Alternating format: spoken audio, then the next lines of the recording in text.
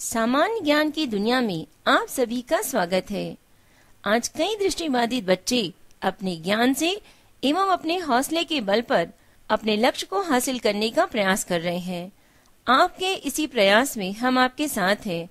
हमारा उद्देश्य शिक्षा के माध्यम से आपके जीवन को रोशन करना है। Cripps mission. द्वितीय महायुद्ध के दौरान अमेरिकी राष्ट्रपति रूजवेल्ट, ऑस्ट्रेलियाई प्रधानमंत्री यार तथा चीनी राष्ट्रपति चियांग काई शेक ने ब्रिटिश प्रधानमंत्री चर्चिल पर दबाव डाला कि वह भारतीयों का युद्ध में सहयोग प्राप्त करने के लिए उनसे आकांक्षाओं के अनुकूल विचार विमर्श करें। परिणामतः ब्रिटिश प्रधानमंत्री चर्चिल ने भारत के राजनीतिक एवं वैधानिक गतिरोध को दूर करने के लिए 11 मार्च 1942 को ब्रिटिश संसद में घोषणा की कि इंग्लैंड के प्रसिद्ध समाजवादी नेता सर स्टेफर्ड क्रिप्स को शीघ्र ही कुछ नए सुझावों के साथ भारत भेजा जाएगा, जो राजनीतिक सुधारों के लिए भारतीय नेताओं से परामर्श करेंगे। 23 मार्च 1942 को सर स्टेफर्ड क्रिप्स दिल्ली आए। उन्होंने भारतीय नेताओं से लंबी बातचीत की। कांग्रेस की ओर से मौलाना आजाद और पंडित जवाहरलाल नेहरू, मुस्लिम लीग की ओर से मोहम्मद अली जिन्ना और हिंदू सभा की ओर से वीर सावरकर ने बात की। इनके अतिरिक्त देशी रियासतों के प्रतिनिधियों से भी बातचीत की गई।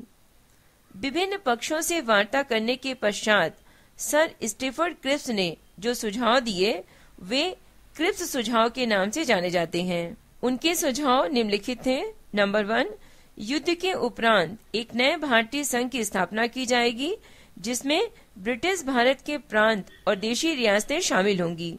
दूसरा, युद्ध समाप्त होने के पश्चात देश का संविधान बनाने के लिए एक संविधान सभा का गठन किया जाएगा। इस संविधान सभा में ब्रिटिश भारत की व्यवस्थापिका सभाओं और रियासतों के प्रतिनिधि होंगे। तीसरा, संविधान सभा द्वारा तैयार संविधान को ब्रिटिश सरकार उसी स्थिति में लागू करेगी जबकि ब्रिटिश भारत के प्रांत और देशी रियासतें उसमें सहमत हो। जो प्रांत भारत में नए संविधान को स्वीकार नहीं करेंगे उन्हें अपना पृथक संविधान बनाने का अधिकार होगा। उनके साथ ब्रिटिश सरकार के साथ वही संबंध होंगे जो शेष भारतीय संघ के साथ होंगे। इसी प्रकार देशी रियासतों को भी इस संविधान को स्वीकार करने अथवा अस्वीकार करने का अधिकार होगा। नंबर 4, युद्ध के उपरांत भारतीय संघ राष्ट्रमंडल का सदस्य होगा और उसे अन्य उपनिवेशों की तरह बराबरी का स्थान दिया जाएगा। नंबर 5, युद्ध काल में भारत की सुरक्षा का उत्तरदायित्व ब्रिटिश सरकार पर होगा। भारतीय नेता ब्रिटिश सरकार को युद्ध प्रयासों में सहयोग देंगे, किंतु ये मिशन सफल नहीं हुआ।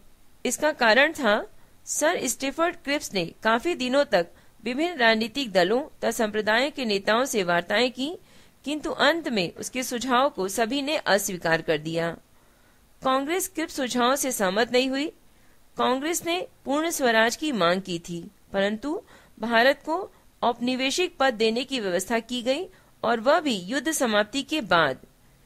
इसके लिए समय की कोई सीमा भी निर्धारित नहीं की गई थी।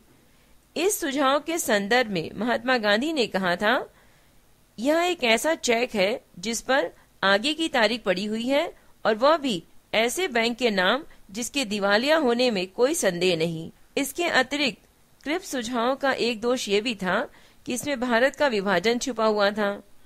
मुस्लिम लीग भी क्रिप्स सुझाव से संतुष्ट नहीं हुई क्योंकि इसमें पाकिस्तान की व्यवस्था नहीं की गई थी।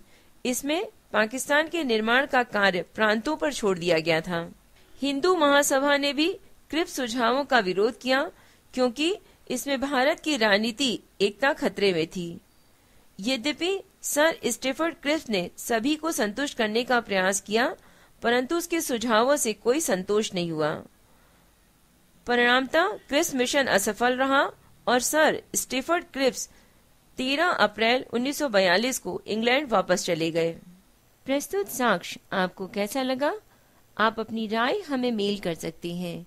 मेल आईडी है voiceforblind यानी वॉइस फॉर ब्लाइंड @gmail.com। कहते हैं मेहनत, हिम्मत और लगन से कल्पना साकार होती है। धन्यवाद।